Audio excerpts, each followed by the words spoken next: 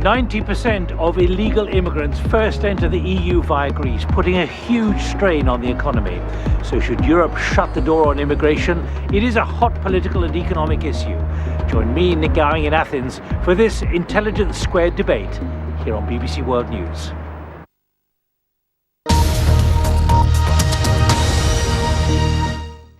With Greece, along with other countries on Europe's borders, facing tough financial challenges. Now on BBC World News, Intelligence Squared debate asks if Europe should shut the door on immigration. Welcome to Athens. Europe should shut the door on immigration. That's the motion at this Intelligence Squared debate from Greece.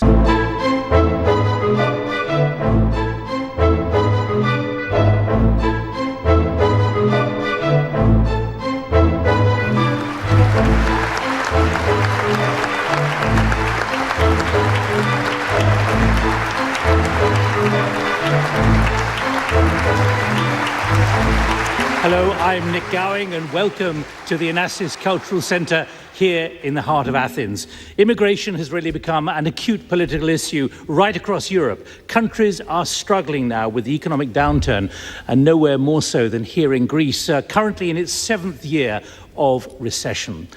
Up to 9 out of 10 illegal immigrants come via this country, and it has fueled support for far-right parties like Golden Dawn. What can be done to stop it? Should strong border controls, new border controls, and other draconian measures be imposed to stop this influx?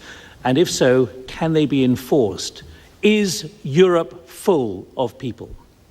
So, we're debating here tonight the motion, Europe should shut the door on immigration. And we have a stellar panel for you here tonight. Arguing for the motion, Douglas Murray, journalist, author of Neoconservatism, Why We Need It, and Associate Director of the Henry Jackson Society. Also, Makis Foridis, MP, Member of Parliament, former Conservative Minister in the last Greek coalition government. And on my left, against the motion, Dr. Bernard Kouchner, formerly the French Foreign Minister under President Sarkozy, and Antigone Liberaki, who is Professor of Economics in Athens, specialising in labour and development. Please welcome our 4 speakers tonight.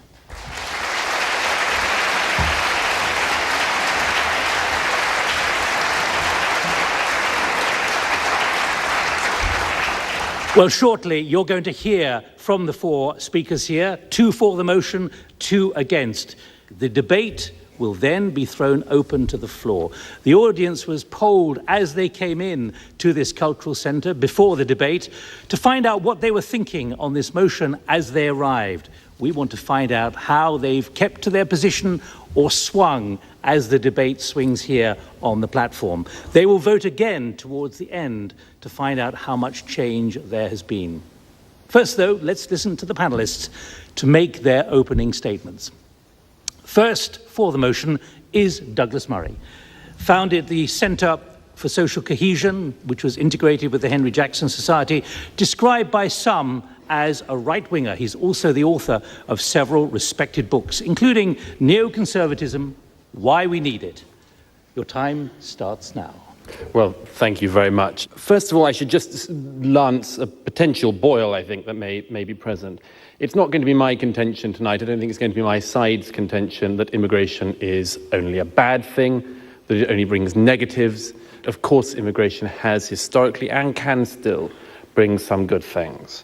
Legal and illegal immigration, for instance, are totally separate things. The law is on one side and not on the other.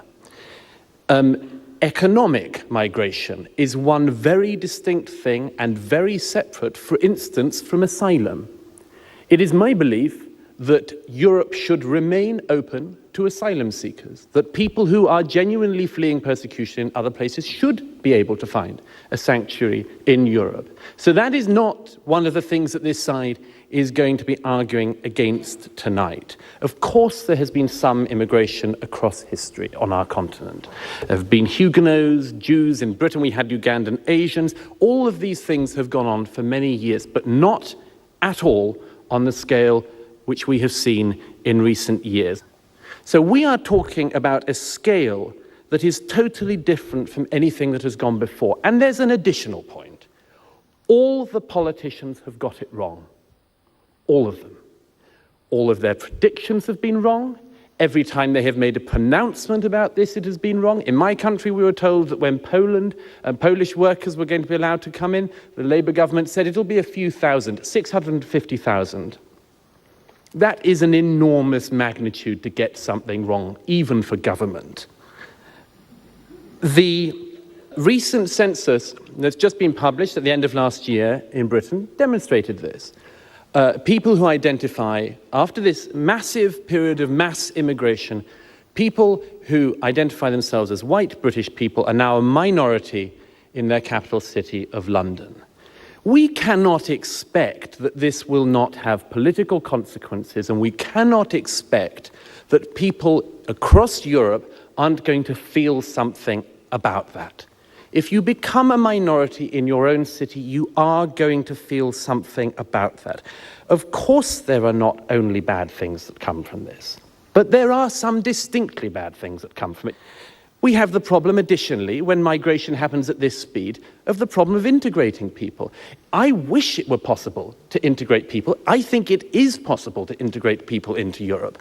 But there is no way you can do it when you have this speed and this scale of migration. That is not when you get integration, that is when you get parallel communities and parallel lives. It is the right, I would contend, of European people, just like people from everywhere else in the world, to have an identity.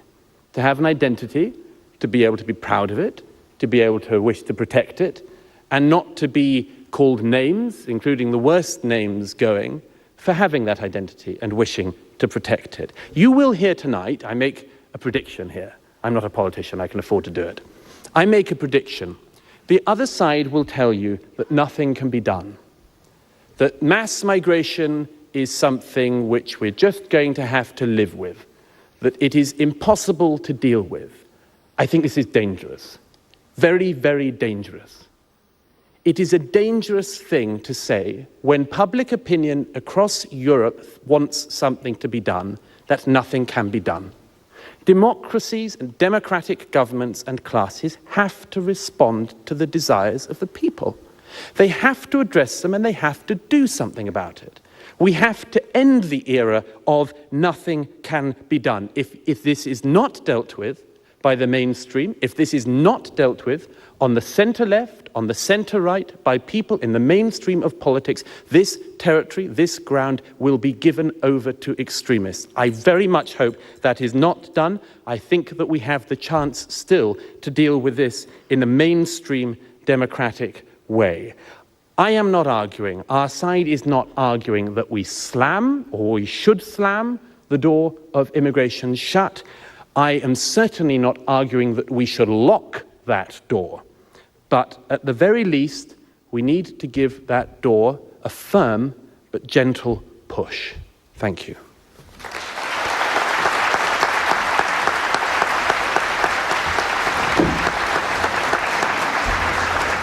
So, no slamming or locking of the door, but certainly a gentle push. That's the argument for the motion. What about the argument against? Antigone Liberaki, currently a professor of economics at Pantheon University here in Athens, also a representative to the General Assembly of Action Aid International.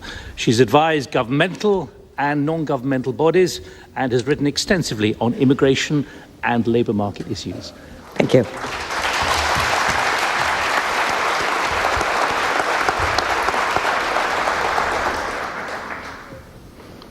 Europe is in crisis. This is a fact. Fiscal uncertainty, cuts, soaring unemployment are all capturing the attention of most governments. Migration policy, let alone migration strategy, is taking the back seat.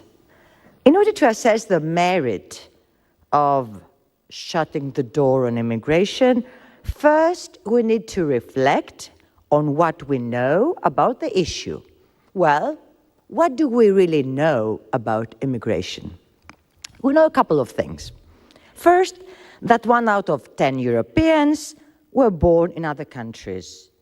So is 1 in 8 Americans, 1 in 5 Canadians, and 1 in 4 Australians. Nothing radical here. Second, we know that since the onset of the recession, fewer immigrants have arrived in Europe, but also fewer immigrants left Europe to return to their countries. Fewer than expected, I mean. The third thing that we know is that while politicians remain fixated with annual arrival numbers, the very assumption that Europe will remain an attractive hub for immigrants is very questionable. The fourth thing that we know is that we Europeans are experiencing a dramatic worsening of demographics. This creates a stark dilemma. Either we make do with shrinking populations and massive tax increases, which incidentally may fuel an exodus of Europeans to other places of the world in order to avoid taxes, thus exacerbating the problem of fewer people of working age staying in Europe. Or we have to rethink and reconsider the case of relaxing immigration policies in order to put more people into the system, provided, of course, that we ensure that they get integrated not only into the labor market, but also into the society. The fifth thing that we know is that most politicians get wrong the relationship between immigration and unemployment. They get it completely wrong. An extra immigrant does not take a job away from someone else, does not, I repeat, because the amount of jobs available in a society, in an economy, is not fixed. The labor market does not, I repeat, does not work like the game of musical chairs. So it is not a question of what I gain, you lose, or what you gain, I lose. This might seem counterintuitive in a time of crisis and high unemployment, but let me just give you 2 facts from the experience of Greece. The first is that the Greek economy absorbed in the 1990s more than 1 million immigrants, who, without increasing the unemployment rate, actually decreased, but enabling the rate of growth to rise above the puny rates of the 1980s. The second point is that on a more structural level, the arrival of women immigrants allowed the creation of a new market for care of all people and children, which allowed many women to leave their home and work on their own. Now, the sixth thing that we know is that we need to examine the contribution of migrants in a more dynamic way. Not only skills for today that we need, but still skills for tomorrow and ideas for tomorrow. The mobility of people is an important stepping stone for dynamism, constant adaptation, and innovation.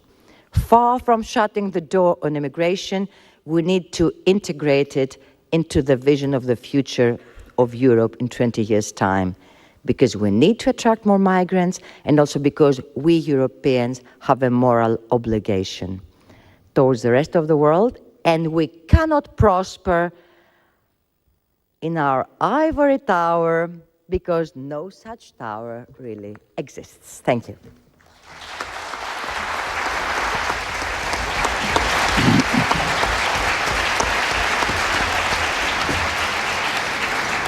Antigone Liberaki there, speaking against the motion that Europe should shut the door on immigration. Let's get the second voice supporting, speaking for the motion.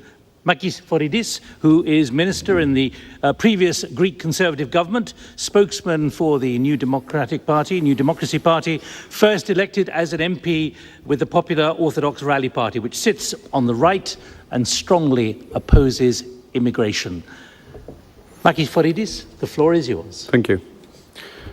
Ladies and gentlemen, I will have to try and convince you to support the motion that Europe should start the door on immigration.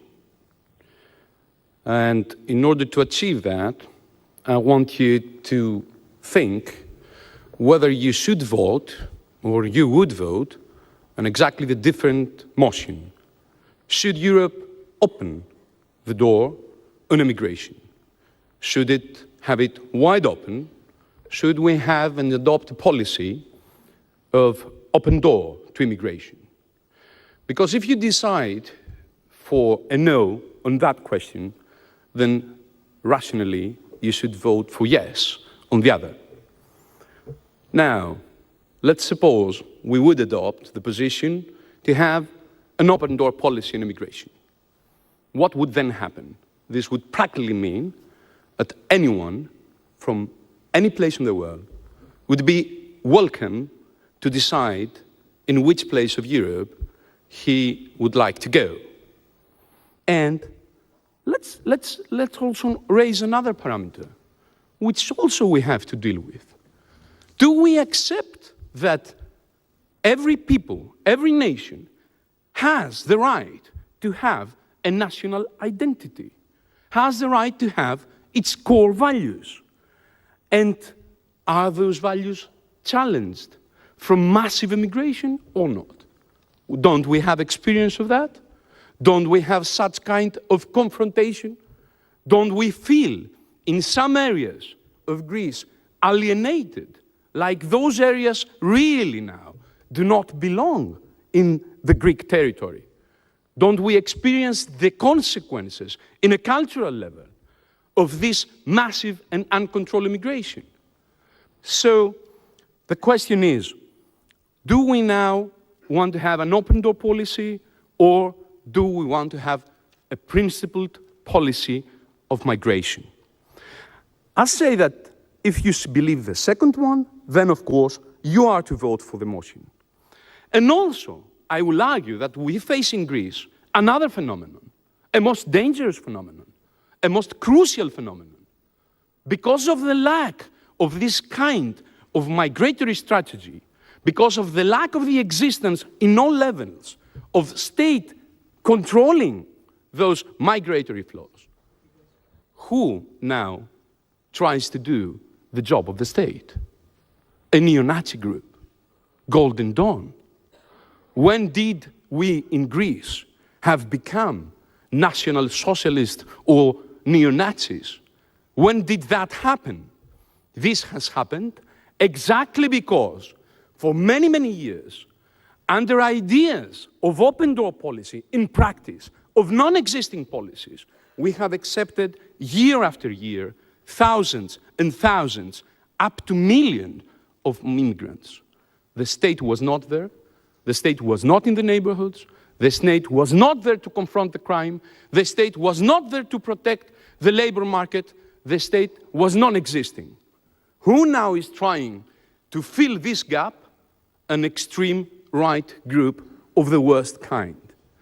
Are we going even to accept jeopardizing the level of our democracy, our social cohesion, our democratic traditions, our democratic institutions, just because we do not want to face a simple fact that we have to regulate immigration?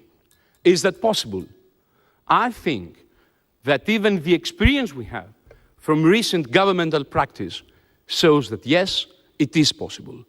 We can regulate immigration, we can control it, we can make it rational, and after all, we can get the best out of it. Thank you.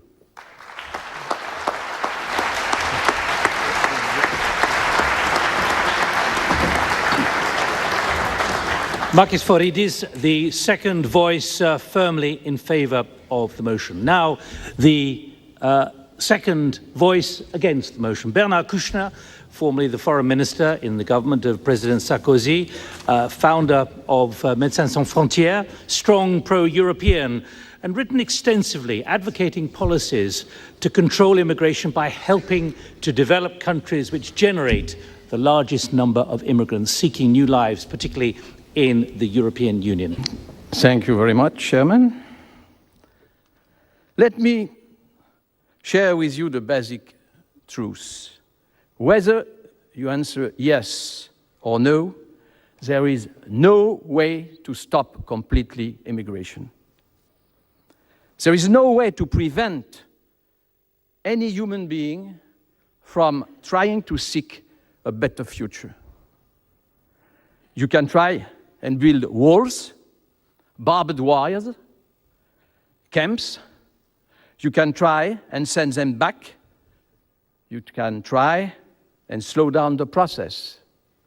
Sometimes it happens. It is inevitable that your wealth, even if you are suffering, even if it is a very difficult crisis to cross against, it is inevitable that your world act as a magnet. But who are the immigrants? And what can we do? Through wars, famines, pandemic, and just the need for cheap manpower, Europe has always been a continent for migrations. You always appear to be the immigrant in somebody else's eye. In the past centuries, all it took was to be from a village 5 miles away from your village to be a migrant. Going back to 3 generations, 1/3 of the French population came from immigration. Until the second half of the 20th century, immigration was coming from the rest of Europe, Italy, Poland, Spain, Greece, everywhere, Portugal, etc. Then came the people from Northern Africa, then Sub-Saharan Africa. This is globalization. I'm very sorry. Do you shut the door to globalization?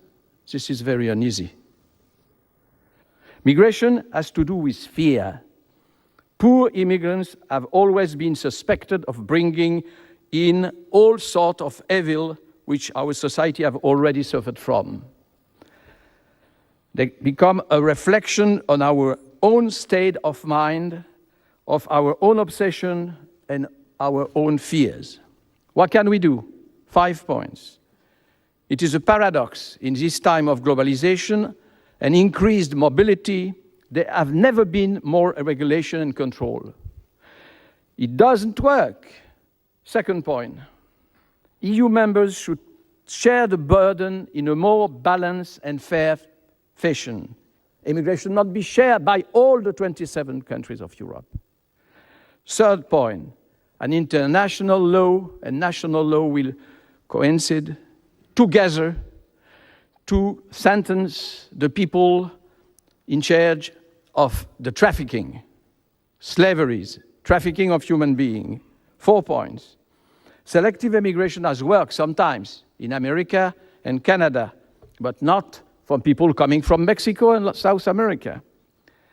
There are today very well-trained European professionals who leave their native country. But we need skilled immigration also. So my conclusion, migrants are never coming to our countries, rich countries, for fun. They are not coming with a spirit of conquistador. They are coming because of the necessity, flying out, fugitive or extreme poverty. The poor are always attracted by the rich, even when the rich are becoming unhappy, miserable, and unemployed. But we should be careful, and thank you for saying so. Fighting against migration drives us to a more nationalist and sometimes racism. And you know what nationalism, extreme racism, and racism drove Europe. Thank you very much.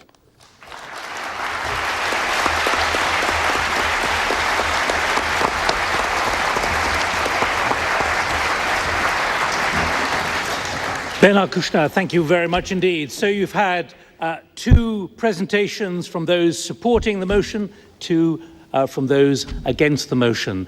Now it's your turn. I want to hear from as many of you as possible. First, though, let me give you the result of what you said as you came into this debate at the beginning, before you heard the voices for and against the motion at this Intelligence Squared debate here in Athens.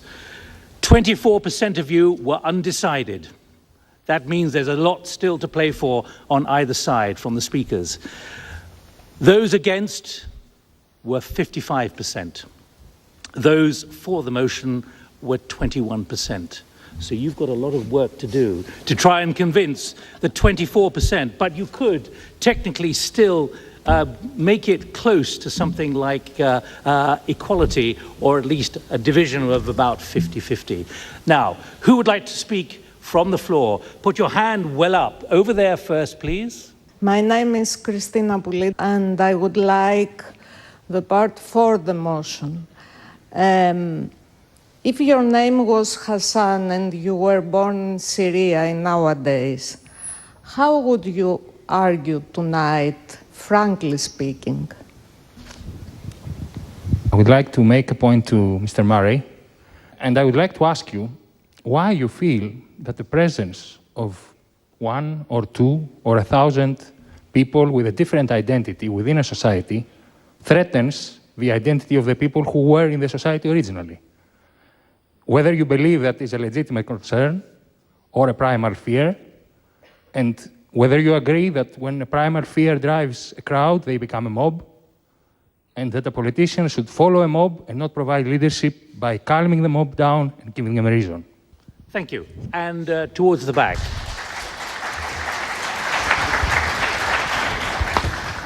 I am against the motion, and I would like to say that the European Union was an ex-colonial power, so most of the countries of the Third World were exploited from us. So now we cannot say that we don't accept them, because most of their riches and their wealth were taken from us. And Mr. Voridis talked about our values as European citizens, as humans.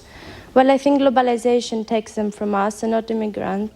Douglas Murray, your response particularly to that challenge to you. Very quickly, first of all, if I were Hassan in Syria, I would hope, among other things, that I would help to rebuild my country after the Assad dynasty had wrecked it so completely. I'd hope that I would stay and help to rebuild the country after the devastation caused by that family.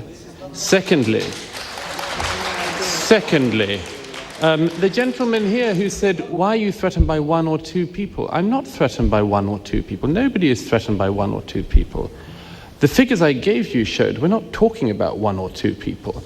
The figure I gave you at the very beginning was that people who identify as white British citizens are now a minority in their capital cities. So we're not talking about 1 or 2 people, and it is very disingenuous to pretend that I was. Thirdly, the lady at the back, you say colonialism. I'd like to return the question to you. I don't deny the crimes of colonialism, not for a moment. I'd like to ask you a question. How long do former colonial countries have to be punished for then? One of the largest and most significant and longest colonial powers in history was the Turkish Empire. Do we do this to Turkey? Do we say to Turkey, you must have your identity erased as well as punishment for the past? Almost every single people in the world at some point has done something historically they could be punished for. But why, I wonder, is it that it is Europeans that we are always being heard, being Murray. offered that choice? Douglas Murray, thank you. Before we go to Makis Voridis, Bernard Kouchner. This is not a colonial problem, but we have particular relation between the former colonialist power and the former colonies. We have a double responsibility. That's why, including shutting the borders for them, it's impossible. But this is a moral reason. Practically, really practically, you cannot close the border.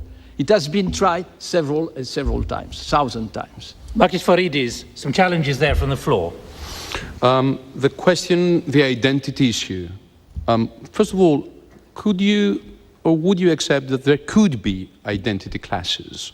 Or should we accept it in a cultural relativist way?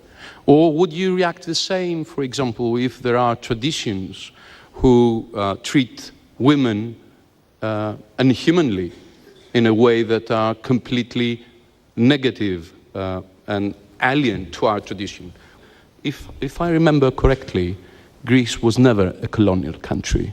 and was actually never colonized. So could I please not take the blame for whatever is done from colonial powers? We are part of the European Union, but I do not consider European Union as a collective colonial power. Let's get some more thoughts at this stage. Can I get in just a second? Antigone.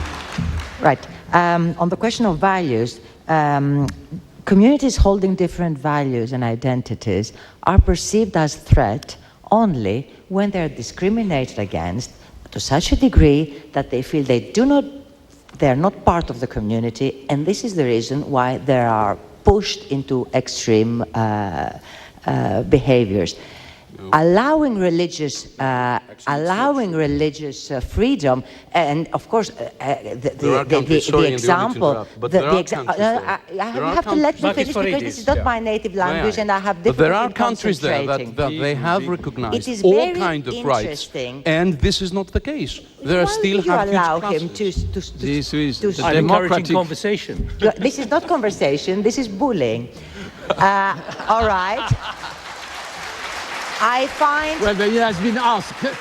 I find very interesting coming from the lips of a member of a parliament of a government that refuses to build a mosque in Athens to invoke the problem of discrimination against women as different identity while keeping himself completely silent on the question of religious freedom. This has to be underlined. We've had some challenges to those speaking for the motion. I want some challenges now to those who are speaking against the motion. Right, you at the back, please. I can't see you very well. Stand up. Okay, hi. I'm undecided. I think that we all agree that there is a big issue here, but it's one thing to talk about the problem, but it's another thing to talk about solutions. So we all agree we have a problem, but I haven't heard any solutions. Thank you.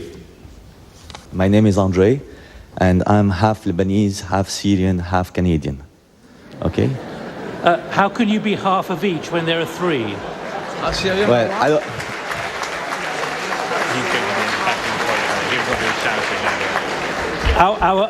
Our mathematics when adding up the votes will be better than that. My mom was a very beautiful woman. Anyway, I am for the motion because I think that in Europe, immigration is a total hypocrisy. Why? Because from my experience as an immigrant to Canada, when someone goes into your country as an immigrant or as legal or illegal immigrant, he has to be equal to you in every single matter, meaning right to vote, right to elect, right to be elected, free education, training for skills, free hospitality, and a chance to have a career. If you look at the immigrant as a second-class person, you're not going to have a policy of immigration that is fair. And this is why I'm for the motion, because it's not fair in Europe. It's hypocrite. Antigone Liberaki and Bernard Kouchner, a hypocrisy. Well, I think that our good friend with a delicious mother is a doctor killing the patient. Killing the patient. Because, of course, you're right. You have all the rights in coming to a country, but not overnight. And certainly not with the public opinion in times of crisis like now. So it takes time. But of course, the right of vote in some European countries is already accepted. In others, like mine, not enough. And we'll see. But you cannot ask... The accusation is hypocrisy there. Yes, but hypocrisy is not the good word. Hypocrisy is to say that we'll close the door, as in fact we already closed the door since several years without any success. That is hypocrisy. And in a political campaign, you say, oh, but with me, no more migrants. Yes, madam, yes, sir. No, this is not true. That is hypocrisy. I take your point that ideally this should be the case.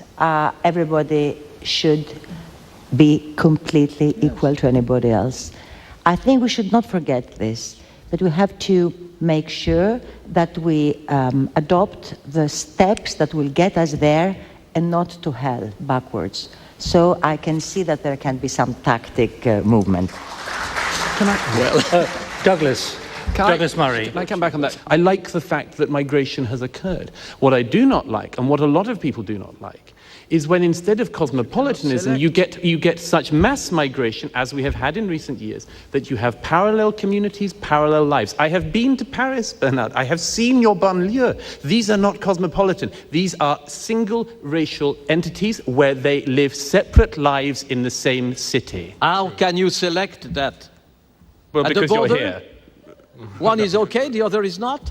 No. Man, no, you have to work in their country. Exchange your immigration to going there, develop the countries with them, etc. This is one of the recipe, but it takes time. Another. Okay, can I? Sorry. Because there was a question about are there solutions? Are there any solutions? You made an argument that actually what's happening is inevitable. I mean, and we can't stop it. We just try to slow it down, but it's inevitable. I'm saying no, it's not inevitable. It can be done. We can regulate migration, and to tell the truth, there are many, many solutions. One of it, and yes, on the question of hypocrisy, I'll tell you one hypocrisy. The hypocrisy of EU, which actually puts all the burden in Greece, saying that we must handle all the possible immigration in the best possible way. But if you ask the EU that they share the burden, and I agree there with Bernard, but they won't accept it. And of course there should be border controls. We should control, and we can control. We are controlling every day. But I'll give you the Greek experience. Until recently, the control was only verbal and legal, but not actual. When we actually started controlling, we got results. And very so you share specific with me, results. You share with me the idea of sharing among all the European countries, which was not the case. That's the only one I share. Yeah. But you're not okay. So is it an I agreement would with just like to raise the point that the fear of the other and the unfamiliar is being politically promoted at a time of crisis as a substitute for dealing with the crisis, as a personification and shifting the blame for the crisis to those least able to answer back. Don't do that mistake, please. So very quickly, I don't think. Can I just very quickly? I'm noticing this. I don't see the crisis being blamed on immigrants, and quite rightly not. The crisis, as I see it in Europe, is mainly blamed on bankers. It's mainly blamed on financiers. I mean, maybe we're watching different debates. Let's talk about migration. Please, who's got the microphone up there? Hello, I'm Vasilis Papadopoulos. I'm currently undecided, and I would like to address Douglas Murray. Since he mentioned two completely different things, which is actually true about cities immigrants are arriving in. Are there two different societies, two parallel societies, or are the actual locals losing their identity? How are they losing it if there are two different and parallel societies? Douglas Murray, quickly. I'd like to just come back to the point I was trying to make, which is this: is that you can integrate people if you have integration at if you have immigration at the kind of speed which it did go through in centuries past.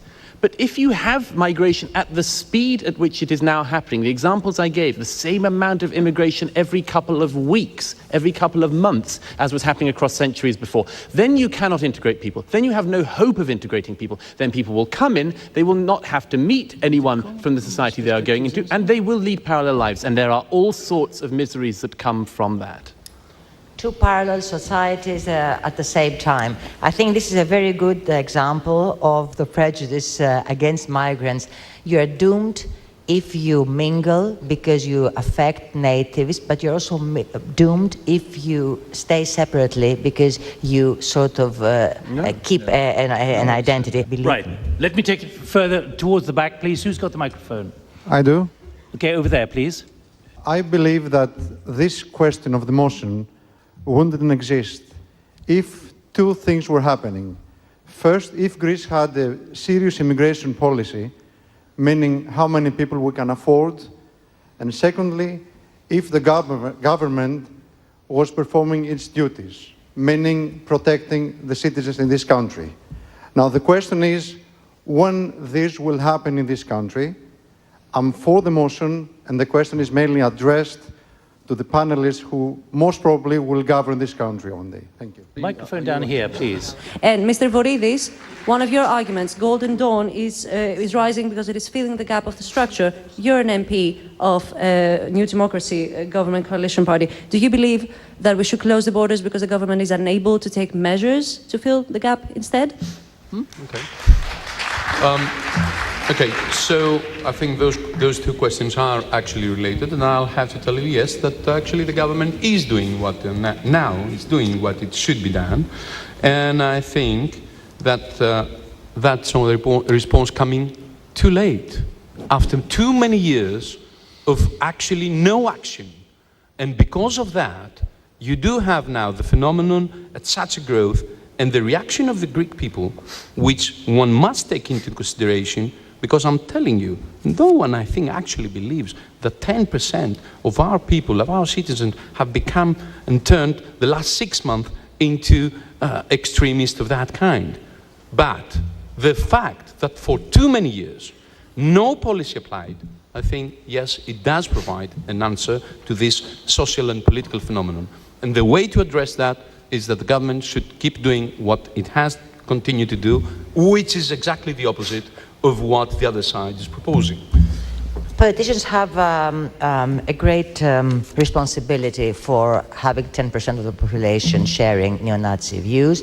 Politicians both from the right and from the left, because on the right they thought that they should not alienate people with racist feelings, and they should not let them drop out of the system. By meeting them halfway through, that means adopting part of their agenda, thus legitimizing them. The left, when the indignados were in Syntagma Square, on the top part of the square were the neo-Nazis, and the lower part of the square were the leftists, and they were united in shouting abuse at the parliament, and by doing so there was a tacit understanding that my enemy's enemy is my friend, and so all these ideas were received implicitly as forces acceptable within the pale. More views, please. A lady there has the microphone. Hello, my name is Daphne Kapetanaki. I'm from the UNHCR office in Athens. Which is refugees, UN refugees. Agency for Refugees, yeah. How would the policy of shutting the doors, literally, at the borders, ensure access to the EU territory for persons seeking international protection, for whom EU member states have a duty to protect according to international law? Thank you. Who's got the microphone over here, please? My name is Yannis Paradisiadis, I'm a student, and the members of the supporting team made what I think is a valid point about the cultural effects of immigration. But my question to them is, do they think there's a difference between an immigrant from inside of Europe and between an immigrant from outside of Europe? And if yes, consider the example of Bosnia and Herzegovina. Would you rather, and especially you, Mr. Voridis, Greece received an immigrant from Bosnia and Herzegovina who is an ethnic Bosniak, therefore likely to be Muslim, or an ethnic Croatian or Serb, therefore likely to be a Christian? Who wants the microphone? There, a lady there, I think in green. My name is not Hassan, my name is Efrosini, it's Greek. And my last name is Al Youssef. My father is Syrian, my mother is Greek. And I can assure you that I love Greece as much as both of my parents love Greece. I'm not a criminal. My father is not a criminal. My whole family are not criminals. But all my life I have been insulted and bullied. And now the people that insult me and bully me are the criminals of the Golden Dawn. And I just want to say that this country is not friendly to immigrants. So instead of worrying about the criminality of both sides from the criminals and from the members of the Golden Dawn, how about we teach the kids and we all learn to be friendly for a change? Thank you. Thank you. I know so many of you still want to intervene, but we've got to begin to bring this to a close. The motion is Europe should shut the door on immigration. What influence has this debate had on you. You know how you voted when you came in. They were undecided as well. Which way have you swung? Have you changed your view or not? At this point, I can now give you the result. Well, what has happened in terms of your perception of the migration issue, certainly when it comes to the European Union, and should the door be shut on immigration? Let me remind you what the vote was when you came into this debate. For the motion, 21%, against the motion, 55%, 24% of you had not made up your minds. Well, 13% of you are still undecided, but there has been a significant swing in favour of the motion. 38% have voted for the motion compared to 21%, and against the motion, 49% as opposed to 55%. So we won. we won. So I declare the motion has been defeated, but there has been a significant swing during this debate here in Athens. Thank you to the speakers. Thank you to the panelists here at the Onassis Cultural Centre in the heart of Athens. Thank you to you for taking part in the debate. Thank you to him. A lively debate, hearing both sides and particularly the emotions on the politics and the economics of migration and immigration here in the European Union. Our thanks as well to Intelligence Squared Greece for making all this possible. Goodbye from me, Nick Gowing, and everyone here in Athens in Greece. Bye-bye.